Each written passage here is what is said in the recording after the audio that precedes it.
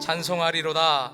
그는 우리 주 예수 그리스도의 하나님이시요 자비의 아버지시요 모든 위로의 하나님이시며 우리의 모든 환난 중에서 우리를 위로하사 우리로 하여금 하나님께 받는 위로로서 모든 환난 중에 있는 자들을 능히 위로하게 하시는 이시로다. 그리스도의 고난이 우리에게 넘친 것 같이 우리가 받는 위로도 그리스도로 말미암아 넘치는도다.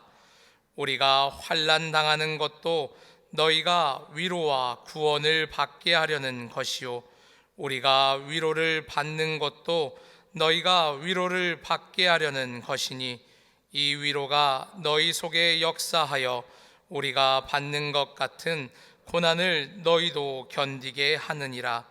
너희를 위한 우리의 소망이 견고함은 너희가 고난에 참여하는 자가 된 것 같이 위로에도 그러할 줄을 알미라. 아멘. 우리 한번 따라해 보겠습니다. 고난 중에도 위로를 주시는 하나님. 그저께이죠. 4월 26일 네브라스카주와 아이오와주에, 또 4월 27일 어제 중국 광주 바위인구에 여러 개의 토네이도가 발생하고, 또 중국 남부는 100년 만의 홍수로 엄청난 피해를 입었습니다. 어제 하루 동안만 대만과 일본 오가사와라 제도 서쪽 해역과 또 후쿠시마에서 지진이 발생했습니다.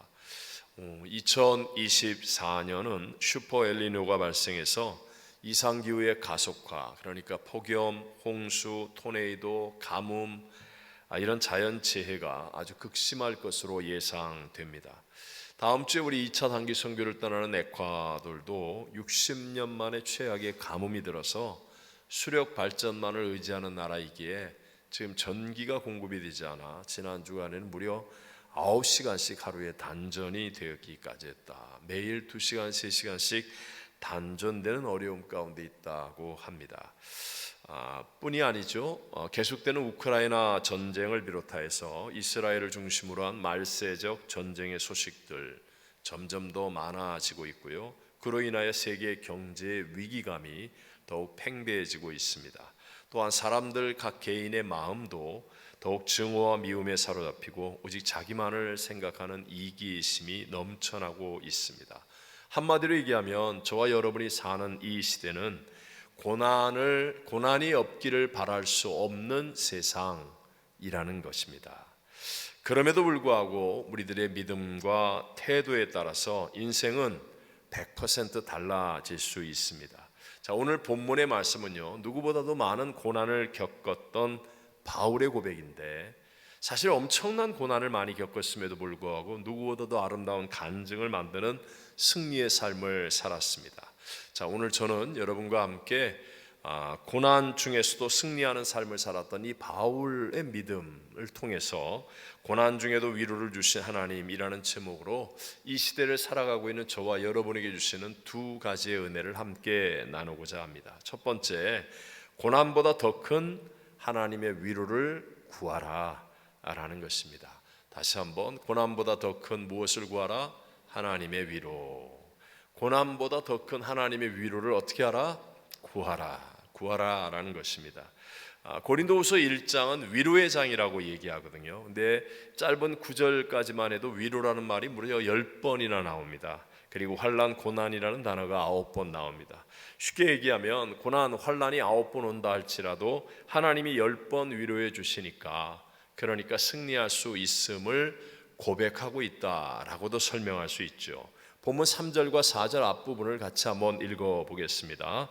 찬송하리로다. 그는 우리 주 예수 그리스도의 하나님이시요 자비의 아버지시요 모든 위로의 하나님이시며 우리의 모든 환난 중에서 우리를 위로하사. 자, 바울은 하나님은 위로의 하나님이라고 정의하고 또 그렇게 고백합니다. 우리가 보통 알고 있는 동정, sympathy라는 단어, 그것과 위로, comfort라는 단어의 의미에도 차이가 있죠. 동정이라는 말은 그냥 마음으로 안타까워하는 거예요. 마음으로 안타까워하는 거. 근데 위로, comfort라는 단어는 come, together라는 단어와 false에서 나온 이 두 가지의 단어가 합성된 어로 힘으로 함께해 주시는 위로, 이것이 위로의 의미라는 거죠. 자, 쉽게 말하면 이런 겁니다. 하나님께 위로를 구한다는 것은 전지전능하신 하나님이 함께 하셔서 우리를 보호하시고 붙들어 주신다라는 것을 의미하죠. 죽은 자를 살리실 수 있고 없는 것도 있는 것처럼 부르실 수 있는 하나님이 함께 하신다면, 그렇다면 우리가 어떤 고난이 있을지라도, 어려움과 대적을 만난다 할지라도, 낭패와 실망을 겪고 있다 할지라도 우리는 반드시 역전승을 경험하게 될 줄로 믿습니다. 자, 우리는 돈으로 얘기해야 이해가 쉬우니까 100불을 가지고 있는 사람하고 10만 불을 가지고 있는 사람 차이가 좀 있죠. 100불 가지고 있는 사람, 10만 불 가지고 있는 사람 앞에 좀 기가 죽을 거 아니에요? 그런데 하나님이 함께 한다라는 의미는 100불을 가지고 있던 10만 불을 가지고 있던 수억 달러, 아니 수조 달러가 되시는 분이 함께해서 섞어버리는 거예요.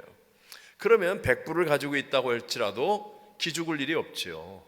뭐 측량할 수 없는 그분이 그냥 함께 하시니까, 섞여버리니까 이것과 똑같은 이치입니다.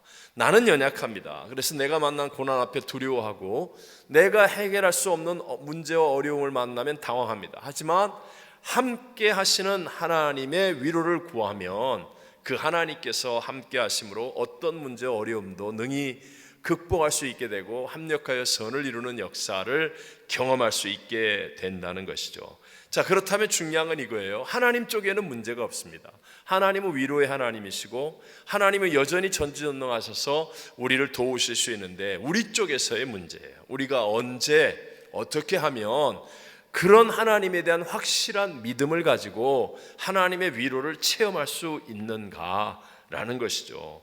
언제 어떤 사람이 이런 믿음을 확실하게 가질 수 있겠습니까? 그것은 바로 불로 연단한 것 같은 고난과 환난을 지난 사람, 그냥 아무것도 안 하고 구경하듯이, 그냥 말하자면 표현하자면 교회를 그냥 왔다 갔다만 하고 힘든 일, 어려운 일은 외면하고 그냥 내 분위기 안에서 멈추어 있는 사람은 정말 하나님이 나를 위로하시는 전지전능하신 하나님이라는 것을 머리로는 세뇌되어서 이해할 수 있는 것처럼 착각할지 모르지만 실제로 자기의 삶에서는 믿어지는 믿음을 가질 수는 없다는 거예요. 그런데 하나님 말씀을 순종하여 살다 보니까 말할 수 없는 환난을 만납니다. 힘든 고난을 만납니다. 그래서 하나님 나를 위로해 주십시오, 나와 함께하여 주십시오 했더니 놀랍게도 이 환난을 지나고 고난을 이길 수 있게 될 때, 그때 바로 내 마음속에서부터 하나님은 위로의 하나님이시다 라는 것이 믿어지는 믿음의 삶을 살 수 있게 되는 것입니다. 그래서 베드로전서 1장 7절에 이렇게 말씀하죠. 다 같이 읽어봅니다. 너희 믿음의 확실함은 불로 연단하여도 없어질 금보다 더 귀하여 예수 그리스도께서 나타나실 때에 칭찬과 영광과 존귀를 얻게 할 것이니라. 불로 연단하여 해서 금이 나오는 거잖아요. 그보다 더 믿음의 확실함이 더 중요한데, 바로 고난과 연단을 통하여 이 믿음의 확실함을 얻게 된다. 이것이 너무나 소중한 것이다 라고 말씀하죠. 제가 지난 주간에 마우이의 집회를 인도하고 왔습니다. 이미 저와 여러분 소식으로 아는 것처럼 작년 8월에 마우이에 있는 라하이나라는 지역에 엄청난 화재 재난이 있었어요. 근데 그 라하이나라는 지역은 그냥 한 마을이 아니라 하와이 왕국의 수도였던 곳입니다. 그러니까 쉽게 말하면 그냥 어떤 집이 하나 타는 게 아니라 우리나라 보물 1호 남대문이 타게 되면 전 국민의 시선이 거기에 집중하죠. 집 하나 탄다고 해서 전 국민의 시선이 집중할 수는 없거든요. 근데 우리나라의 보물 1호 남대문이 불타고 있으면 전 국민의 마음과 시선이 집중할 수밖에 없죠. 그런 것과 똑같이 라하이나 지역은 하와이 왕국의 수도였어요. 그러다 보니까 나름대로 그분들의 긍지, 자부심 어떤 것들이 있는데 그것이 그냥 한순간에 불이 타서 잿더미가 되는 것은 엄청난 상처와 아픔, 고통을 가져오게 되었다는 거예요. 그리고 제가 이번에 처음 알게 된 게, 여러분 한인 이민의 첫 시작이 하와이 아닙니까? 한국의 인천 내리교회 성도들이 중심이 되어서 미국 땅에 첫 발을 딛게 되었습니다.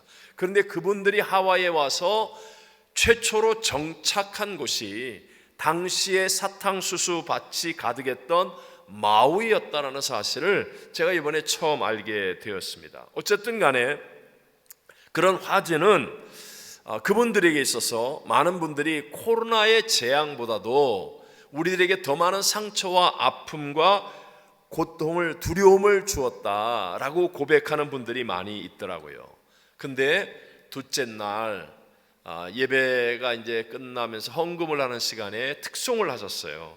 근데 그 집사님과 함께 대화를 나누는데 그분이 간증을 하시더라고요. 그 집사님은 바로 그 라하이나 지역의 세탁소와 공장을 운영하고 있었습니다. 근데 화재로 인하여 건물이 다 타버리고 기계가 다 타버렸습니다. 그 이후에 지금까지 8개월이 넘는 동안 참 많은 고난과 어려움을 겪고 계신 분이에요. 그런데 분명하게 저에게 말하기를, 오히려 그 화재 재난 이후부터 자기의 남편이 드디어 교회를 주일날마다 출석할 예배를 드리게 되었고, 지난 몇 주 전에는 침례까지 받는, 그래서 자기가 40년 동안 기도해 왔던 그 기도의 응답을 받게 되었다면서 함께 하시는 하나님으로 인하여 너무나 감사합니다 라고 고백하는데 제 마음도 숙연해지고 코끝이 찡해 오더라고요. 다 잃어버렸는데 그런데도 불구하고 오히려 함께 하신 하나님으로 인하여 감사를 볼 수 있고 고백할 수 있고 누릴 수 있는 것. 여러분, 고난을 당할 때는요, 세상 사람들은 이유를 찾습니다. 왜? Why? 내게 이런 고난이 찾아왔는가? 라고 이유를 찾기 시작하면 반드시 남의 탓을 하게 되고 세상 탓을 하게 됩니다. 그러면 원망이 내게서 올라오게 되고 결국은 힘을 잃어버리는 사람이 되어지죠. 아니면 고난을 벗어나기 위한 무엇을 어떻게 할 것인가, 여기에 집중하게 됩니다. 그러면 이런저런 인간적인 수단과 방법을 찾으면서 결국은 자기 수준을 벗어나지 못하는 그런 방황 가운데 거하게 되죠. 그러나 하나님의 사람이 다른 점이 무엇입니까? 고난이 땅 다가오게 되면 하나님의 사람들은 문제보다 크신 하나님을 찾게 되는 거예요. 이럴 때 문제보다 크신 하나님을 찾아서 하나님을 만나면 하나님이 함께 하신다는 사실을 고난이 없었을 때는 전혀 체험할 수 없었는데 고난을 통하여 정말 깊이 있게 분명하고 확신 있게 체험하게 되고, 뿐만 아니라 자신의 인생의 목적과 사명까지도 발견하는 은혜를 누리게 되는 거예요. 자, 우리가 잘 아는 요셉을 생각해 보십시오. 요셉이 비록 지방이었지만 그래도 부잣집 도련님으로 명품 옷을 입고 살아가는 철없는 청년이었습니다. 만약에 그에게 고난이 없었다면 요셉은요, 철부지 도련님에 불과합니다. 그런데 정말 말할 수 없는 고난이 찾아오죠. 형제들에게 인신매매를 당하고 멀리 이방 땅 애굽의 노예가 되어 버립니다. 또 그곳에서도 억울한 누명을 쓰고 감옥에 들어갑니다. 엄청난 고난을 만났지만 그 환난 속에서도 요셉은 함께 하시는 하나님을 체험하는 거예요. 매일매일 순간순간 함께 하시는 하나님을 체험함으로 말미암아 요셉의 인생은 더욱 단단해지고 내공이 생기고 건강한 신앙이 되었어요. 그러니까 나이 30살에 당시 세계 최강의 나라 애굽의 2인자 국무총리가 되었는데 그 모든 일들을 다 잘 처리하여 나라를 살리고 민족을 살리고 열방을 살리는 존귀한 인물이 되어진 줄로 믿습니다. 만약에 요셉이 그런 고난과 환난을 지나지 않았다면 요셉은 함께 하시는 하나님에 대한 확신 있고 참된 믿음의 사람이 되지는 못했을 것입니다. 그냥 재미있게 그냥 편안하게 사는 철없는 도련님에 불과했겠죠. 하지만 고난과 연단을 통하여 함께 하시는 하나님을 깊이 있게 체험하고 확실한 믿음을 가지게 되니까 그런 위대한 인물이 만들어지게 되더라는 것이죠. 오늘 본문을 기록한 바울도 마찬가지입니다. 우리가 아는 것처럼 바울은 육체의 가시를 가지고 있었잖아요. 당시에 선교를 하면서 육체의 약함은 얼마나 치명적인 약점이겠습니까? 그런데도 불구하고 포기하지 않고 함께 하신 하나님을 의지했더니 오히려 내가 약할 때 강함이라고 고백하는 신앙의 역전승을 만들어내죠. 뿐만 아니라 바울은 고린도후서 11장 6절에 고백하는 것처럼 내가 비록 말에는 부족하나 이렇게 얘기해요. 말에는 부족하나. 사실 당시에는 말로 복음을 전해야 하는 시대인데 말에 부족하다는 치명적인 약점을 가지고 있는 사람이 바울이었어요. 그래도 바울은 포기하지 않고 함께 하시는 하나님을 붙들고 의지하니까 오히려 글로 표현을 잘하는 사람이 되어서 많은 서신을 남기게 되고 무려 13편이나 바울 서신이 성경이 되어지는 하나님의 큰 은혜와 복을 누릴 수 있게 된 것입니다. 가나안 정복이라고 하는 큰 문제를 앞에 두고 있는 이스라엘 백성들을 향하여 함께하지 못하는 모세가 마지막으로 그들을 향하여 설교할 때 강조했던 내용이 무엇입니까? 앞에 문제가 없다든가 고난이 없다든가 대적이 없는 것이 아니라 하나님이 함께 하시면 이길 수 있다. 신명기 31장 8절에 보니 여호와 그가 내 앞서 행하시며 너와 함께 하사 너를 떠나지 아니하시며 버리지 아니하시리니 너는 두려워 말라 놀라지 말라라고 선언하는 거예요. 하나님이 함께 하시면 우리는 세상이 어떻게 변한다 할지라도 어떤 자연재해가 일어난다 할지라도 어떤 난리가 일어난다 할지라도 어떤 어려움과 문제와 대적이 일어난다 할지라도 반드시 합력하여 선을 이루고 이기는 자가 되어질 줄로 믿습니다. 그러니까 저와 여러분 우리가 안 되는 문제들을 만날 때가 있죠. 내 힘으로 해결이 안 되는 문제가 있습니다. 그럴 때 우리가 해야 되는 게 뭐예요? 왜 이런 일이 생겼을까? 그러면 백전백승 어떻게 하면 될까? 이래도 안 되는 거예요. 그게 아니라 따라하십시오. 하나님, 이 정도로 해야 되겠어요? 제가 갑자기 얘기해서 좀 그렇지만 이제 정신 차리고 하나님 함께 해 주옵소서 이렇게 기도하는 거예요.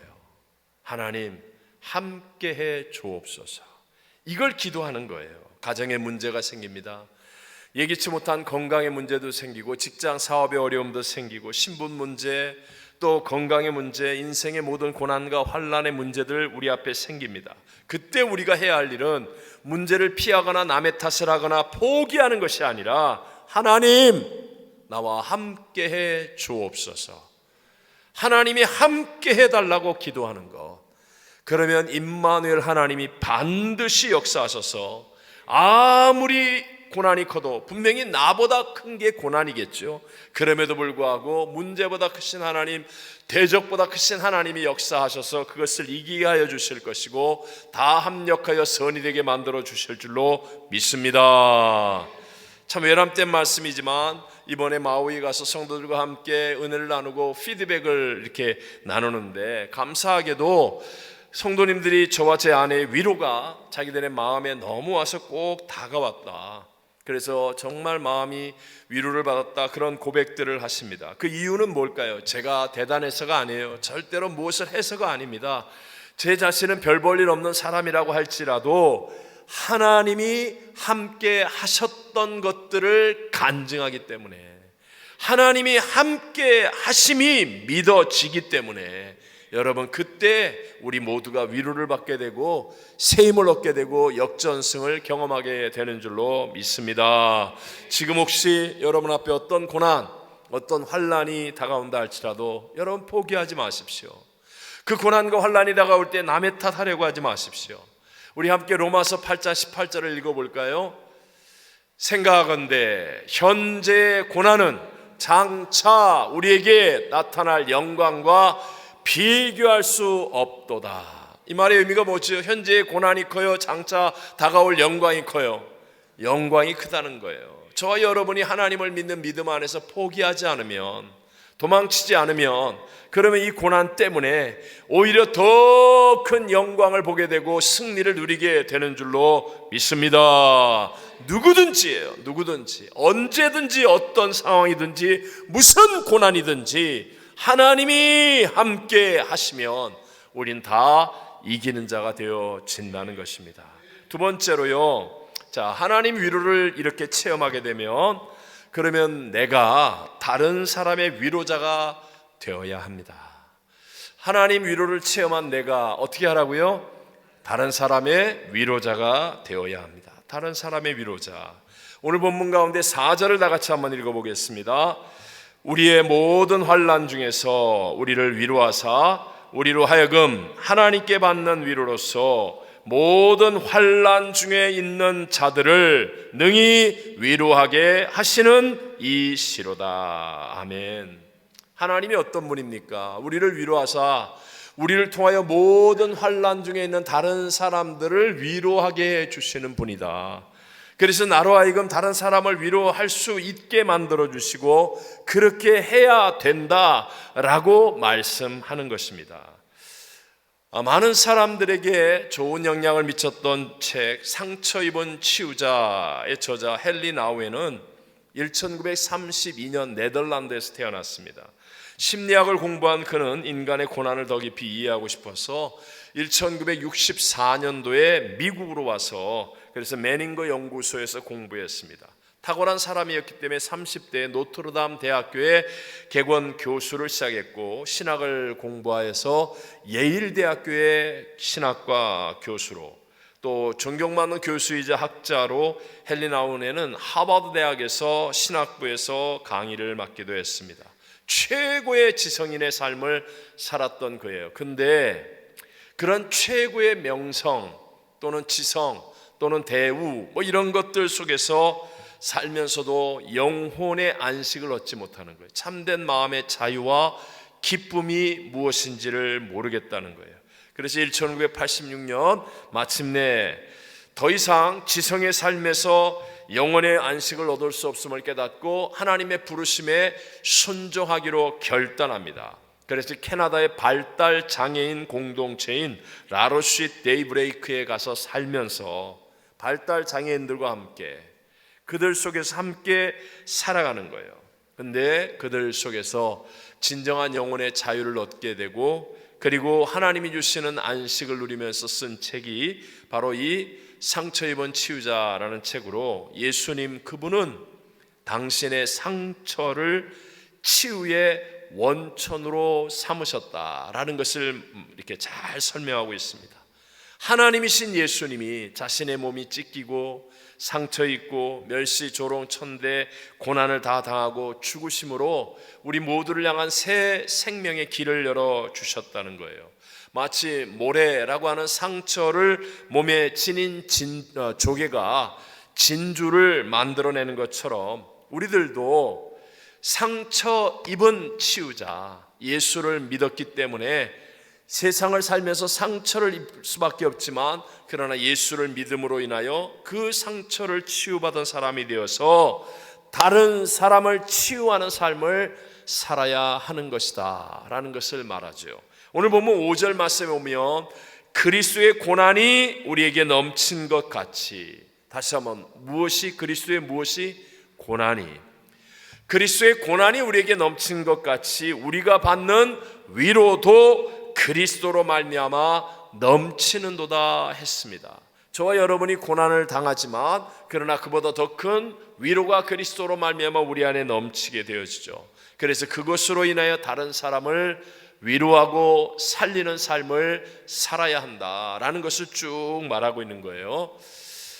이번에 지난주에 있었던 마우이 집회는 다른 집회와는 좀 달리 정직하게 유럽 성회 때는 너무나 예배가 많고 힘든 성회였는데, 가기 전에 보니까 집회가 이틀밖에 제가 시간이 없었기 때문에 저녁 집회만 딱 하는 거예요. 그러다 보니까 마음속에 하나님이 날 좀 살려주시나 보다, 사실 그런 생각을 좀 했었어요. 근데 가보니까 이게 예배만이 있는 게 아니라 성도님들과 만나서 대화하고 식사를 함께 나누는 게 아주 중요한 미션이었습니다. 소그룹으로 거의 대부분의 성도들을 다 만난 것 같아요. 그분들을 만나 일일이 대화하고 상담하고 또 기도해 주는 일. 그래서 제가 그냥 계속 가가지고 양식을 먹는데 배가 전혀 안 고픈 거예요. 그런데도 불구하고 계속해서 현지 식당에 가서 그분들과 함께 이야기를 나누면서, 여러분 시골 인심 아시죠? 시골 인심. 우리 한국도 시골에 가면 그 밥을 막 이렇게 얼마나 먹으라고 막, 우리 괜찮다고 둘이서 1인분 시켜도 지금 충분하다. 아니라고. 그래서 그냥 다 시켜놓고, 다 여기 새우가 맛있다고, 여기 돼지고기가 맛있다, 여기 LA가 더 맛있는데 배가 탈이 나고요. 도저히 먹을 수 없는 입장까지 가는데, 이 벅찬 일을 감당하면서 제가 할 수 있는 일은 그분들의 위로자가 되어주는 일이었습니다. 그래서 들어주고 함께 대화를 나누고 권면도 하고 기도도 해주고. 그런데 놀라운 게 뭔지 아세요? 제가 끝나고 난 다음에 돌아오는 비행기 안에서 내가 위로한 게 아니라 나는 그분들에게 위로를 받았고 더 큰 도전과 새로운 은혜로 충만해졌다는 거였어요. 이게 진심이에요. 진심. 한예로요, 마우이에서만 55년을 사신 한 권사님이 계세요. 이분은 22살 때 한국에서 영문학을 전공하고 1969년도에 호놀룰루 대학으로 유학을 오셨습니다. 그때부터 마우이에서 계속해서 살게 되신 분이었습니다. 남편이 일본 분이신데 쿠보타라는 그 가문은 하와이 지역에서 꽤 영향력이 있는 일본인 가문이랍니다. 그래서 마우이 박물관 관장을 지내시기도 하셨고요. 이 권사님은 호놀룰루 대학에서 일본어 교수가 되어서 무려 37년 동안을 마우이에서 호놀룰루를 계속 비행기를 타고 출퇴근을 하면서 생활하셨던 대단한 분이세요. 그리고 마우이 최초의 한인 회장도 하시고, 정말 이야기거리가 너무너무 풍부한 파란만장한 인생을 사셨어요. 그분의 이야기를 들어드리고 대화를 나눕니다. 근데 그분이, 남편이 7년 반 동안 파킨슨 병을 앓다가 작년에 별세를 하셨는데, 그런 남편을 병원도 아닌 집에서 간호를 하시는 거예요. 그 간호하는 7년 반 동안의 고난을 통해서 자신의 인생이 변화되었다고 간증하십니다.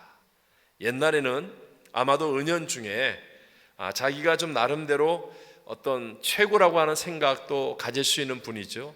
일찍 영문학을 전공해서 미국에 유학 오고 거기에서 터전을 닫고 그리고 일본어 교수가 됐는데, 그래서 일본어를 잘하십니까? 그랬더니 일본어를 하나도 몰랐대요.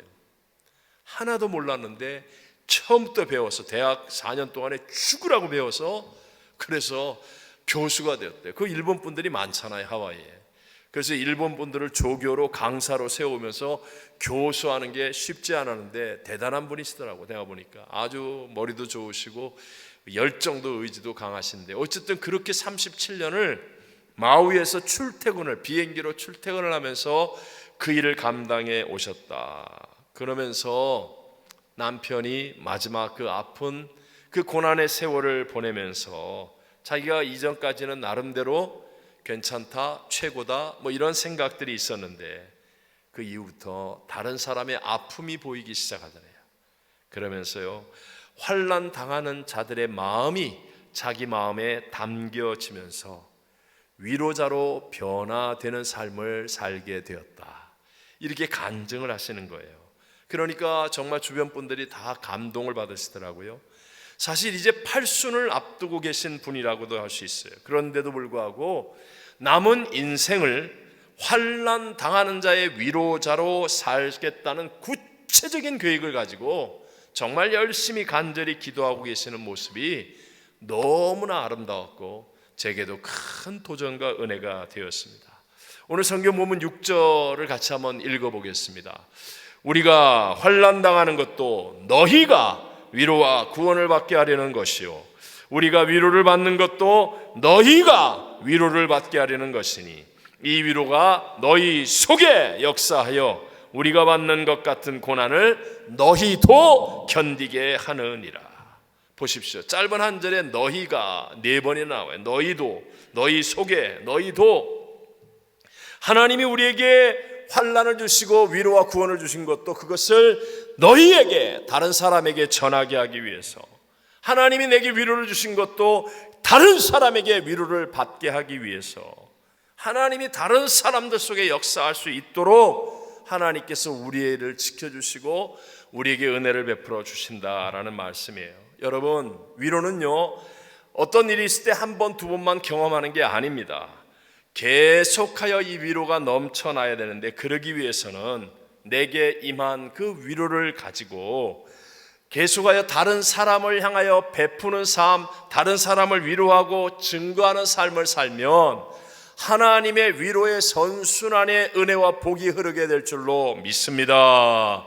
아주 중요한 영적인 핵심입니다. 원칙입니다. 원칙. 위로는 하나님께 받는 거예요. 다시 한번, 위로는 누구에게 받아요? 하나님. 위로는 하나님께 받고 내가 받은 위로를 사람에게 나누어 주고 증거하는 위로자의 삶을 살게 되는 것. 이게 원칙이에요. 이렇게 되면 실수가 없으신 하나님의 이 선순환의 역사가 넘쳐 흘러서 반드시 생명 안에서 승리하는 삶을 산다. 자꾸 위로를 하나님께 받으려고 하지 않고 사람에게 위로를 받으려고 하고 사람에게 구걸하는 인생이 되거나, 위로를 받고 난 다음에 이것이 내 것이냐 남에게 증거하거나 나누지 못하면, 그러면 여러분, 우리의 인생은 정말 쇠약해지는 인생, 쇠퇴하는 인생이 될 수밖에 없습니다.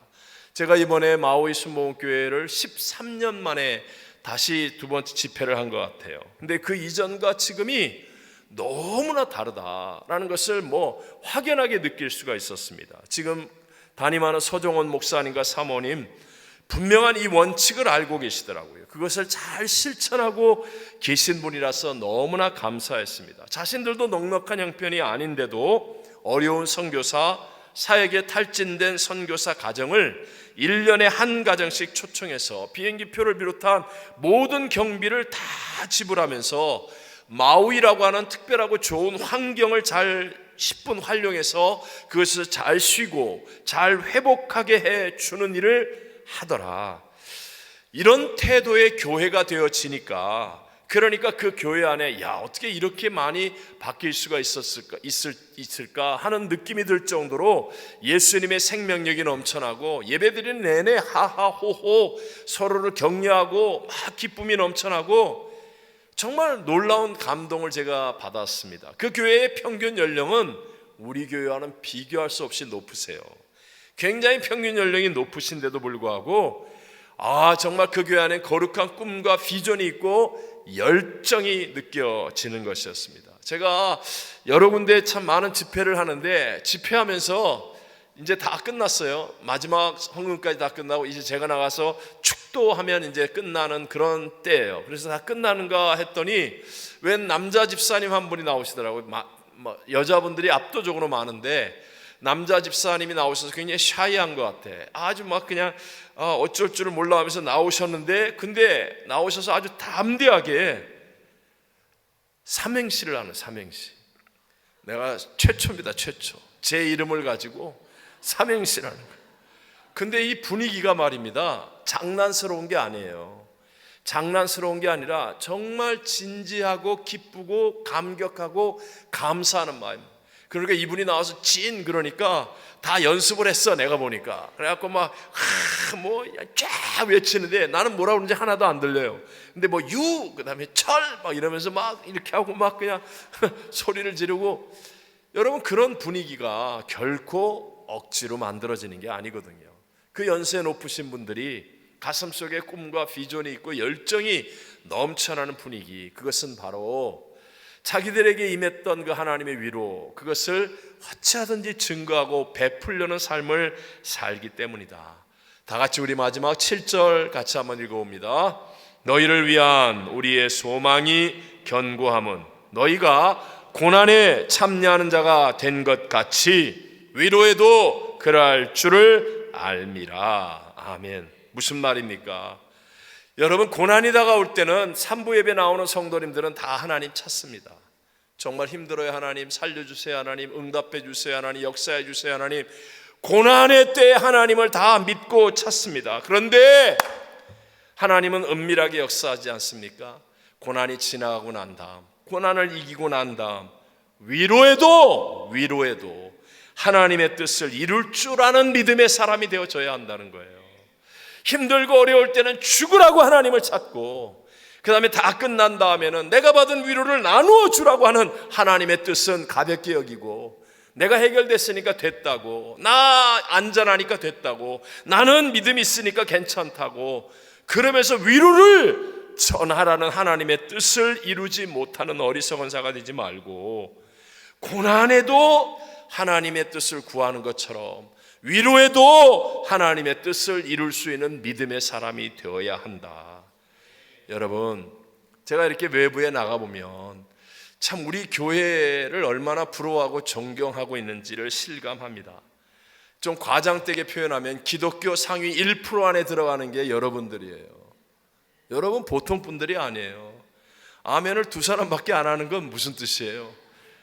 아니 진짜요? 다른 데 있는 사람들은 우리 교회 예배를 보면서 너무너무 부러워하고 우리 교회 한번 가서 예배 드리고 싶다 그러고, 그게 정말로 저 듣기 좋으라고 하는 소리가 아니에요. 유럽이든지 뭐 마우이든지 그냥 조금 과장되게 표현하면 전 세계 상위 1% 안에 들어가는 분들이 여러분들이에요. 네?